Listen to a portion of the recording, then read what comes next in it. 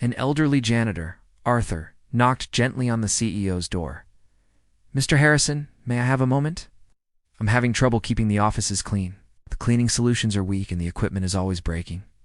He looked down at his worn-out shoes, embarrassed. "I'm worried people think I'm not doing a good job." The floor manager, a bitter man named Carl, was passing by and overheard them. Narrowing his eyes in anger before disappearing around the corner, Mr. Harrison gave the janitor a reassuring smile. "Thank you for letting me know, Arthur. Don't you worry. I will personally look into this first thing tomorrow." The next morning, Mr. Harrison arrived early. He decided to check the supply closet himself before Carl arrived. As he walked down the hall, he heard shouting from the break room. Peeking inside, he was frozen by what he saw. Carl was standing over Arthur, who was on his knees cleaning up a deliberately spilled coffee.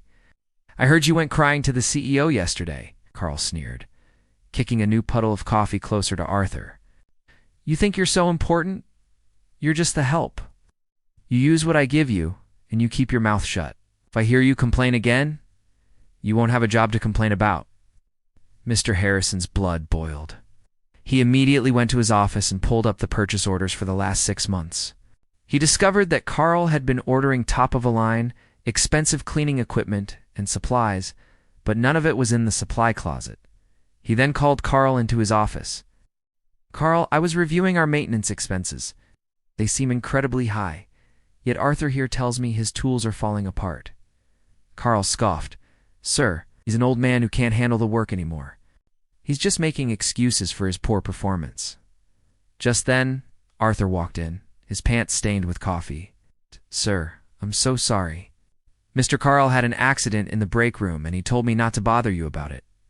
Mr. Harrison stood up and walked over to Arthur. He then turned to Carl, his voice cold as ice. "An accident? I saw you. I saw you bully and humiliate a man who shows more dedication in one shift than you've shown in 5 years. You've been stealing company property and blaming your failures on him." He pointed to the door. "You're a disgrace. Clean out your desk. You're fired." After a stunned Carl had left, Mr. Harrison turned to Arthur. "Arthur, the floor manager position is now vacant. I need a man with integrity who cares about this building. The job and a significant pay raise are yours."